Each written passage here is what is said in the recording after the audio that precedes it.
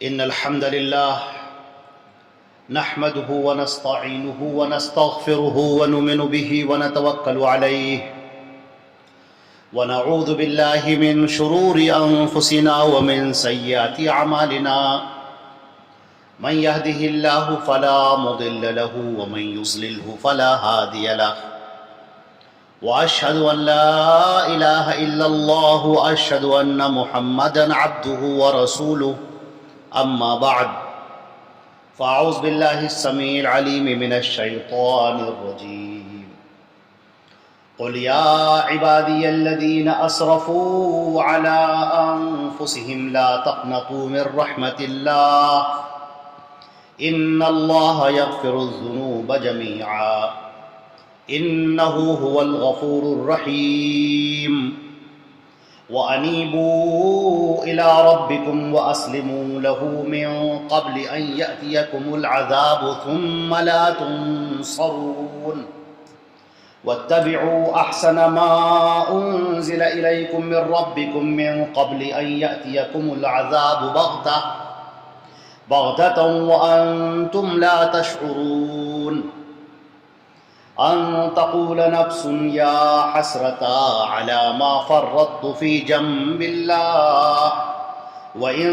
كنت لمن الساخرين۔ تمام تعریفیں اللہ رب العزت کے لیے ہیں جو ہمارا خالق و مالک ہے،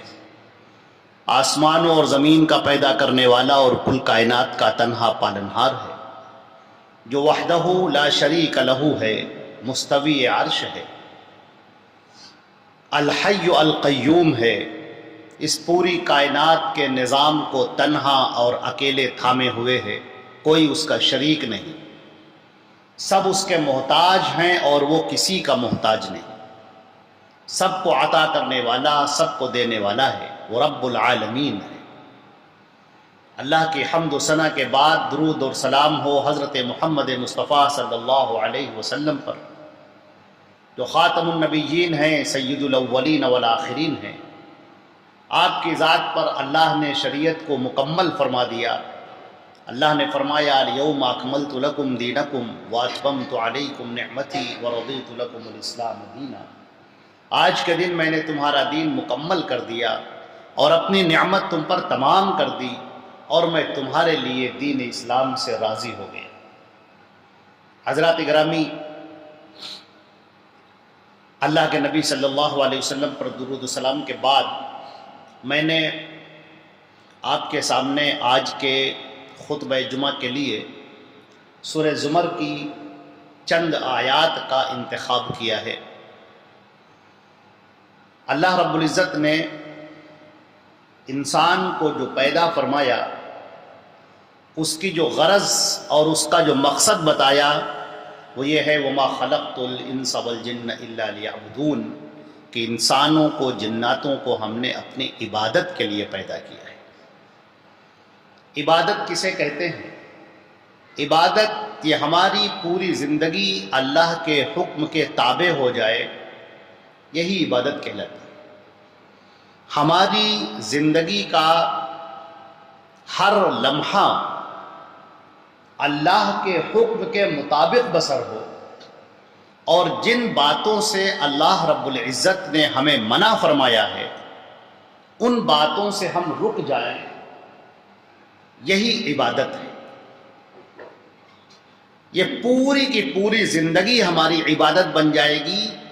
حتیٰ کہ ہمارا سانس لینا اور اپنے کام کرنا، کھانا اور پینا، سونا اور جاگنا، یہ سب کا سب عبادت بن جائے گا اگر ہم اپنی نیتوں کو خالص رکھیں اور اللہ کی عبادت میں ہم مشغول ہوں، اللہ کی مرضی کے مطابق ہوں۔ حدیث شریف کے اندر نبی کریم صلی اللہ علیہ وسلم نے فرمایا کہ اگر کوئی اپنی بیوی کے منہ میں ایک لقمہ بھی رکھتا ہے محبت کی وجہ سے، فرط محبت میں ایک لقمہ بھی رکھنا، یہ انسان کے آپس کے معاملات ہیں، لیکن جب وہ صحیح نیت کے ساتھ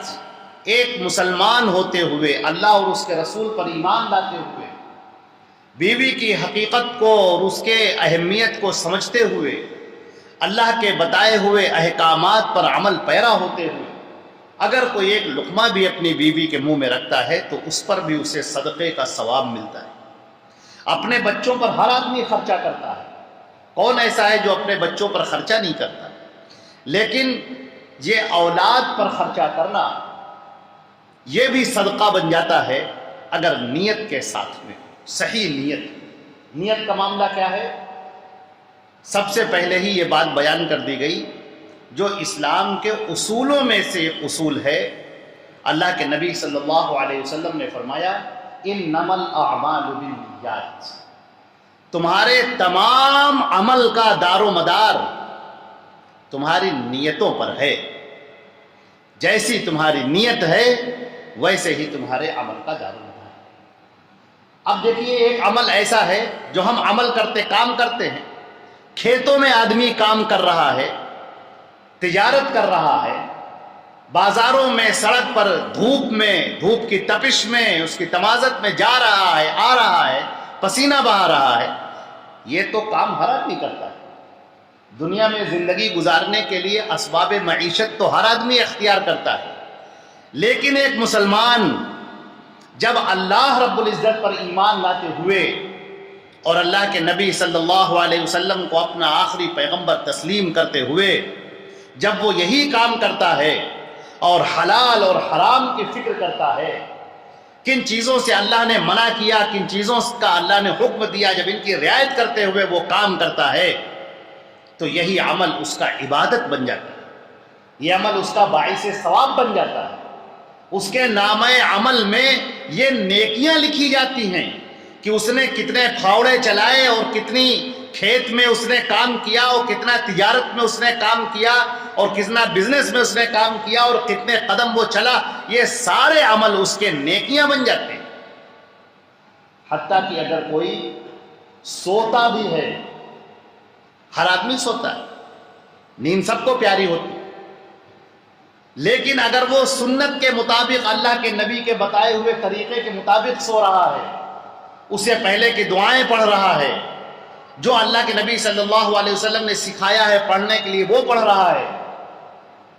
تو اس کا یہ سونا، جبکہ وہ سو رہا ہے، اپنی نیند پوری کر رہا ہے، لیکن وہ سوتا رہتا ہے، فرشتے اس کی حفاظت کے لیے رہتے ہیں، اس کے لیے مغفرت کی دعا کرتے ہیں اور اس کے اعمال میں نیکیاں لکھی جاتی ہیں، لکھی جا رہی ہیں۔ میٹر آپ کا چل پڑا، نیکیوں کا میٹر وہ چلتا جا رہا ہے، آدمی سوتا ہے، سو رہا ہے، لیکن نہیں، اس کے سونے پر بھی اسے نیکی مل رہی ہے، پانی پینے پر بھی اسے نیکی مل رہی ہے۔ حدیث شریف کے اندر ایک بڑا عجیب معاملہ ہے۔ حدیث شریف کے اندر ایک مرتبہ اللہ کے نبی صلی اللہ علیہ وسلم سے صحابی کے سامنے اللہ کے رسول نے عرض کیا کہ اگر کوئی اپنی بیوی کے پاس جاتا ہے، اس سے صحبت کرتا ہے تو اس پر بھی اجر ہے۔ صحابہ کرام نے کہا کہ اللہ کے رسول اس میں کیوں اجر ہے، کیوں ایسا؟ آپ نے فرمایا کہ اگر وہ غلط جگہ پر جاتا، حرام کام کا ارتکاب کرتا تو کیا اسے گناہ نہ ہوتا؟ اب وہ اللہ اور اس کے رسول کے حکم کے مطابق اس نے شادی کی ہے، نکاح کیا ہے، نکاح کے سنت کو اس نے ادا کیا ہے، اس پر بھی اسے ثواب مل رہا ہے۔ تو آپ دیکھیں کہ ہماری یہ پوری زندگی، یہ مکمل زندگی ہماری یہ ایسی ہو سکتی ہے کہ اس کا ایک لمحہ بھی اجر سے خالی نہ ہو اور ایک لمحہ بھی اس کا نیکیوں سے خالی نہ ہو، یہ ایسا ہو سکتا ہے، لیکن یہ اس وقت ہو سکتا ہے جب نیت ہماری صحیح ہوگی۔ انما الاعمال بالنیات، عمل کا دار و مدار نیتوں پر ہے۔ جب بندہ اپنے ہر کام میں، کوئی بھی کام کرنے سے پہلے یہ جاننا چاہے گا کہ اس کے بارے میں اللہ کا کیا حکم ہے، اسلام کا کیا حکم ہے، اللہ کے نبی نے کیا فرمایا ہے، اس کے بارے میں کیا ہدایات دی ہیں، جب اس کی فکر کرے گا تو اس کا وہ عمل کرنا بھی ثواب ہو جائے گا، باعث اجر ہو جائے گا، اجر عظیم کا وہ مستحق ہو جائے گا۔ آپ دیکھیں حدیث شریف کے اندر صحابہ کرام آتے ہیں اور چھوٹی چھوٹی باتوں کے بارے میں نبی کریم صلی اللہ علیہ وسلم سے سوال کرتے ہیں، ہلکی پھلکی باتوں کے بارے میں سوال کرتے ہیں، ایسا کر لے اللہ کے رسول تو کیا حکم ہے، یوں کر لے تو کیا حکم ہے، تجارت کے بارے میں سوال کرتے ہیں۔ آپ دیکھیں پورا حلال اور حرام کا ایک چیپٹر ہے پورا حدیثوں کے اندر، تجارت کے طریقے اللہ کے نبی صلی اللہ علیہ وسلم نے بیان کیے ہیں۔ تجارت ایسے کی جاتی ہے، تجارت کی یہ اصول ہیں، اس کے یہ قاعدے ہیں، زندگی کے جو اہم شعبے ہیں ہر اہم شعبے کے اندر اللہ کے رسول کا حکم ہے۔ اگر آپ حدیث کی کوئی کتاب اٹھا کر صرف اس کی فہرست پڑھ لیجیے، حدیث کی پوری کتاب پڑھنے کی ہم بات نہیں کر رہے ہیں اس وقت، وہ تو پڑھنی چاہیے ہر مسلمان، لیکن صرف اتنا ہم کہہ رہے ہیں حدیث کی آپ کوئی کتاب اٹھائیے، اس کی جو فہرست ہوتی ہے، ایمان کا بیان، نماز کا بیان، روزوں کا بیان، زکوٰۃ کا بیان، اس میں آپ دیکھیں گے جو اس کے جو چیپٹرز ہیں، چھوٹی چھوٹی چیزوں کے بارے میں بھی آپ کو ملے گا، ہنسی مذاق کرنے کا بیان بھی ملے گا،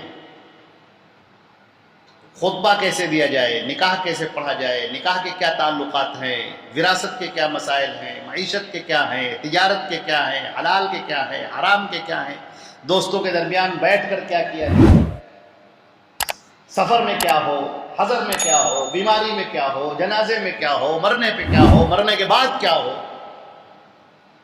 زندگی کا کوئی ایسا شعبہ نہیں ہے جس کے بارے میں اللہ نے احکامات اتارے نہ ہوں اور اس کے نبی نے ہمیں بتائے نہ ہوں۔ ہماری یہ پوری زندگی عبادت ہے۔ ہم اس دنیا میں پیدا ہو گئے، یہ اللہ کا بہت بڑا احسان ہے کہ اس نے ہمیں وجود بخشا۔ پھر اس کا احسان یہ ہے کہ اس نے ہمیں اسلام کی دولت عطا فرمائی، اور پھر اس کا احسان یہ ہے کہ وہ ہمیں اپنے نیک اعمال کی توفیق عطا فرمائی، اس کی توفیق۔ آپ یقین کریں کہ عمل کی کثرت یہ اصل نہیں ہے، نیتوں کی تصحیح یہ اصل ہے۔ حدیث شریف میں آتا ہے اللہ کے نبی صلی اللہ علیہ وسلم نے فرمایا کہ کوئی اپنے عمل کی بنیاد پر جنت میں نہیں جائے گا، جنت میں جو جائے گا وہ اللہ کے توفیق اور اس کے فضل و کرم سے جائے گا۔ ایک صحابی نے عرض کیا ولا انت یا رسول اللہ، اے اللہ کے رسول کیا آپ بھی، آپ تو اتنے اعمال کرتے ہیں؟ آپ نے فرمایا ولا انا الا یتغمدنی اللہ برحمتہ، کہ ہاں میں بھی، سوائے یہ کہ مجھے اپنی رحمت سے، اپنے فضل سے ڈھانپ لے۔ تو آپ نے دیکھا کہ اللہ کی رحمت اور اس کا فضل پانا، اللہ کی رحمت کا حاصل کر لینا، اللہ کی خوشنودی کا پا لینا، یہ اصل ہے۔ آپ یوں سمجھ لیجئے کہ ایک بندہ اللہ کے حضور حاضر ہوتا ہے،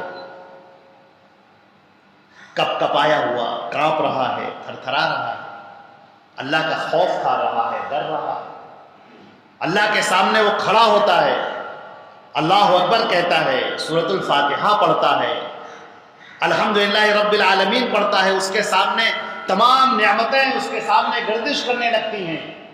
اور وہ بے ساختہ اللہ کے سامنے کہہ پڑتا ہے کہ اے میرے پروردگار ہم نے تو کچھ کیا ہی نہیں،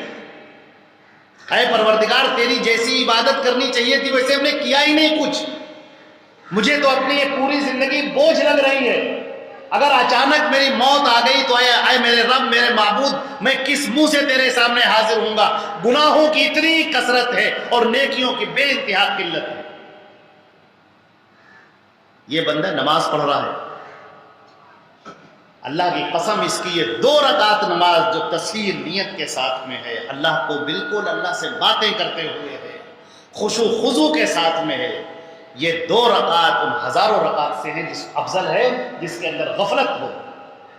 فویل للمصلین الذین هم عن صلاتهم ساہون، تباہی اور بربادی ہو ان نمازیوں کے لیے جو نماز پڑھتے ہیں اور اپنی نماز سے غافل ہیں۔ یہ 2 رکعت۔ اب آپ ایک مثال دیکھیے حدیث شریف کی، جس میں میں نے آپ کے سامنے عرض کیا کہ ہمارا عمل کس طرح سے کیا گیا ہے، اس کا دل کیا ہے، وہ معنی رکھتا ہے۔ آپ دیکھیں گے انتہائی حیرت ناک بات حدیث شریف کے اندر آتا ہے، اللہ کے نبی صلی اللہ علیہ وسلم توبہ اور استغفار کے بارے میں بیان فرما رہے ہیں۔ کہ بندہ جب اللہ کے سامنے اپنے گناہوں کی توبہ کرتا ہے،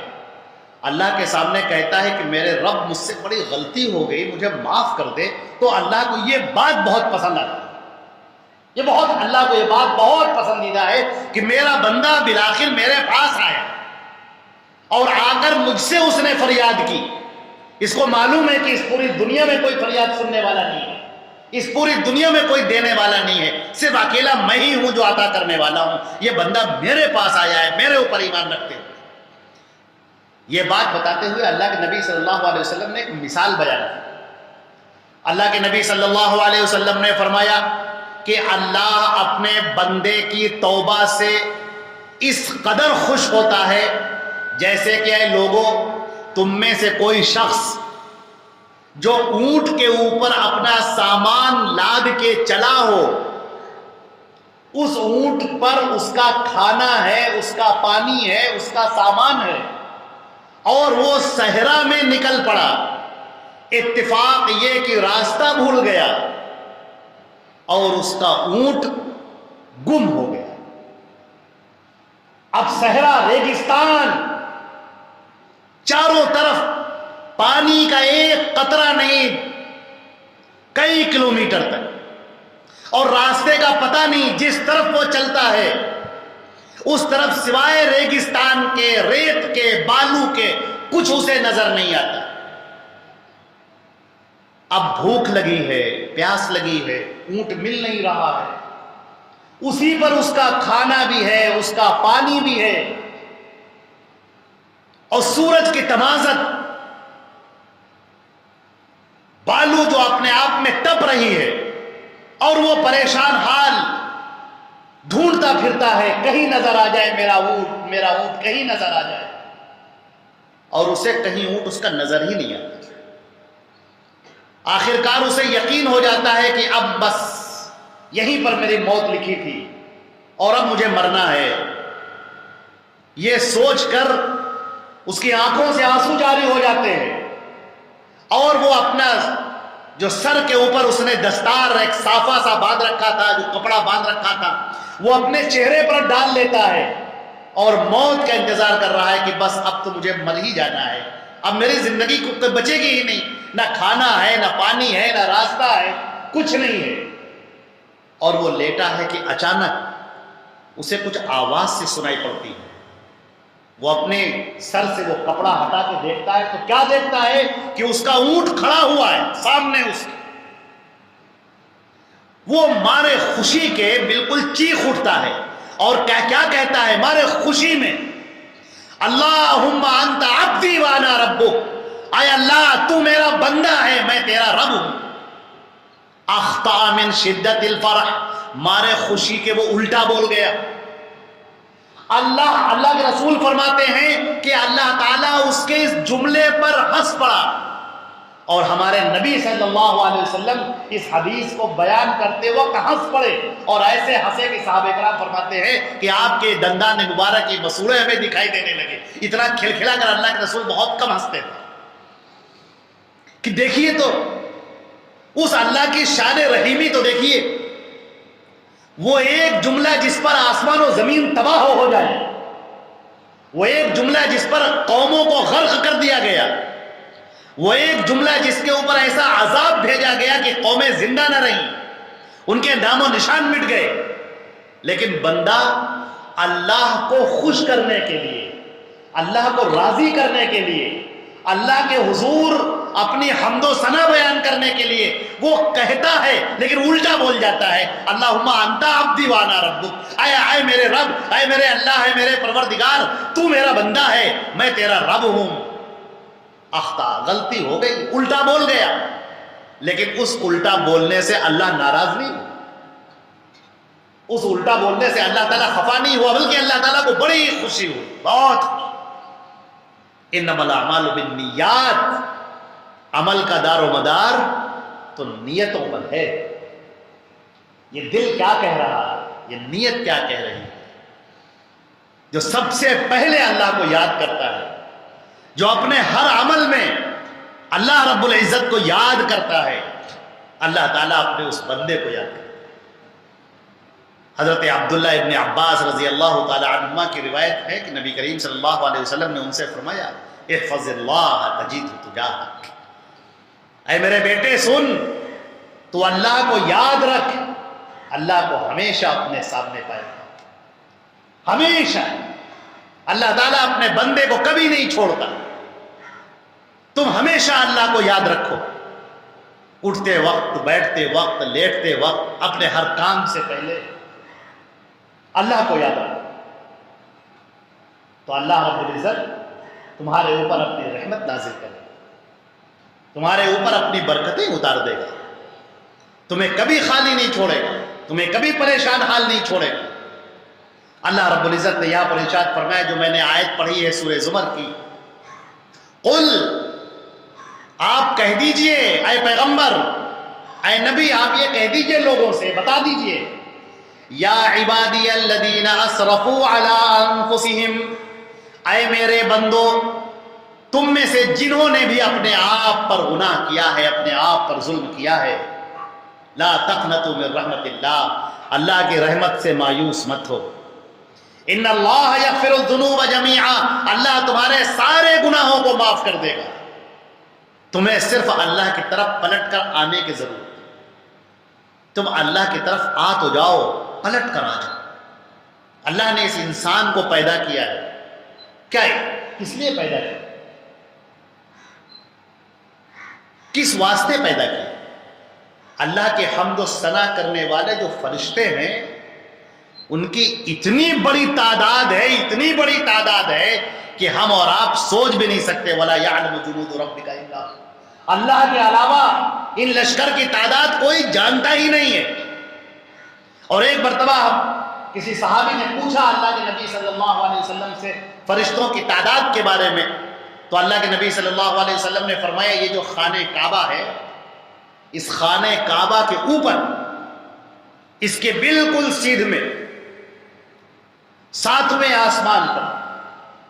ایک اور کعبہ ہے جو فرشتوں کا کعبہ ہے، اسے بیت المعمور کہا جاتا ہے،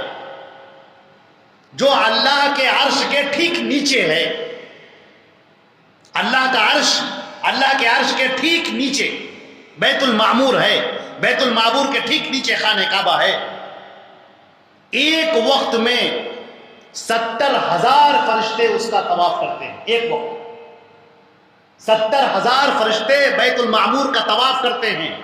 اور جو فرشتہ ایک مرتبہ طواف کر لیتا ہے دوبارہ اس کا نمبر کبھی نہیں آتا۔ آپ اندازہ کر سکتے ہیں کس قدر فرشتوں کی تعداد ہے، ہم اور آپ اندازہ بھی نہیں لگا سکتے، ہمارے کمپیوٹر فیل ہو جائیں گے، ہم شمار بھی نہیں کر سکتے، گنتیاں، اس کی تعداد ختم ہو جائے گی۔ اور یہ سارے فرشتے اللہ کی تسبیح اور تقدیس میں لگے ہوئے ہیں، سب اللہ کی عبادت میں لگے ہوئے ہیں، لیکن اس کے باوجود اللہ رب العزت نے اس انسان کو پیدا کیا ہے۔ اور فرشتوں نے کہا تھا کہ نحن نسبح بحمدک ونقدس لک، اے میرے پروردگار، ہم تیری عبادت کرنے والے ہیں، تیری تقدیس بیان کرنے والے ہیں۔ گویا کہ اللہ، فرشتے کہنا چاہتے تھے، پروردگار کیا ضرورت ہے ایک نیا انسان بنانے کی، ہم لوگ کہیں تیری عبادت کرنے۔ اللہ نے فرمایا انی اعلم ما لا تعلمون، جو میں جانتا ہوں وہ تم نہیں جانتے، جو میں جانتا ہوں وہ تم نہیں جانتے۔ یہ کیا جاننا ہے؟ یہ انسان، یہ بندہ اس دنیا میں رہتے ہوئے دنیا کی رنگینیاں اسے اپنی طرف کھینچ رہی ہیں، دنیا کی لذتیں، اس کے ذائقے اپنی طرف کھینچ رہے ہیں، اور وہ بندہ اللہ کی طرف متوجہ، وہ بندہ اللہ کی طرف متوجہ، وہ بندہ اللہ کو یاد کرنے والا ہے۔ وہ بندہ کہتا ہے نہیں، یہ دنیا کی زندگی تو بہت چند روزہ ہے، ختم ہو جانے والی ہے،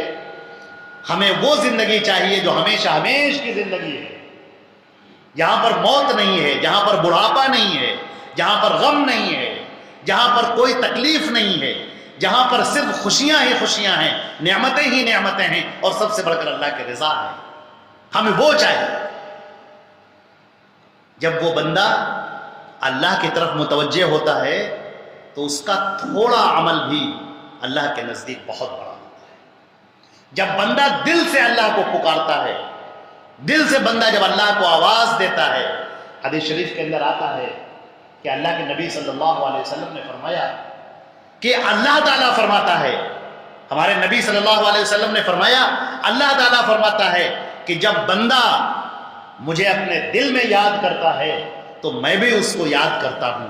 اور میرا بندہ جب لوگوں کے بیچ میں میرا چرچا کرتا ہے تو میں بھی اس کا چرچا اس سے بہتر لوگوں کے درمیان کرتا ہوں، یعنی فرشتوں کے درمیان۔ قرآن پاک میں اللہ نے فرمایا فاذکرونی اذکرکم، مجھے یاد کرو میں تمہیں یاد کروں گا۔ اللہ نے فرمایا کیا بات ہے، حدیث شریف کے اندر آتا ہے انا عند ظن عبدی بی، میرا بندہ میرے ساتھ جیسے گمان کرتا ہے میں اس کے ساتھ ویسا ہی معاملہ ہے۔ اللہ تعالیٰ نے فرمایا وَنَحْنُ أَقْرَبُ إِلَيْهِ مِنْ حَبْلِ الْوَرِيدِ، کہ ہم بندے کی شہ رگ سے بھی زیادہ اس کے قریب ہیں۔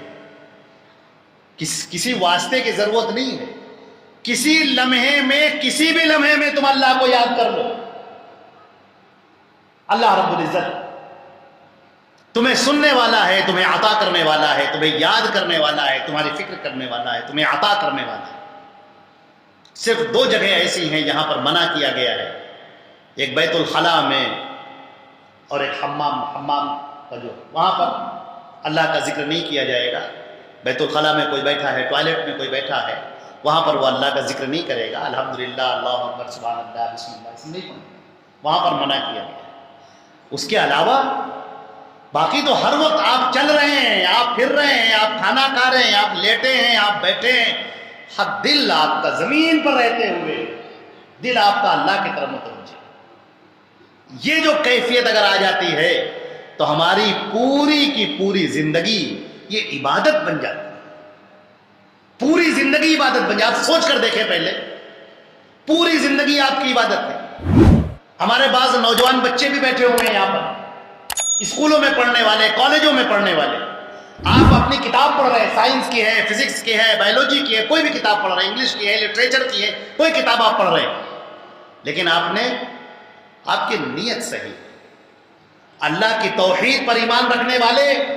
اور اللہ کے نبی کو آخری پیغمبر تسلیم کرنے والے اور ان کی اطاعت پر اپنا سر خم کرنے والے،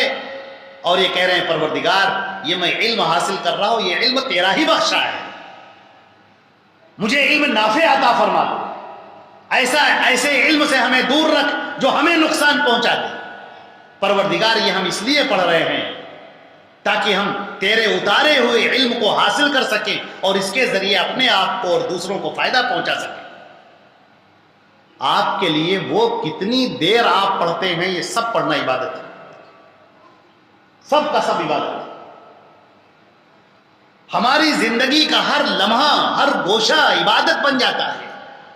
بشرطے کہ صحیح نیت کے ساتھ میں ہو،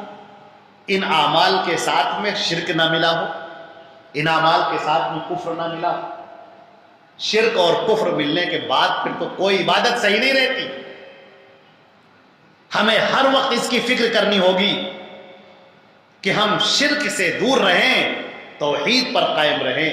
جب ہم توحید پر قائم ہیں اور ہماری نیت صحیح ہے تو پھر آپ یقین کریں کہ ہر عمل بے انتہا خزانوں کا عطا کرنے والا ہے۔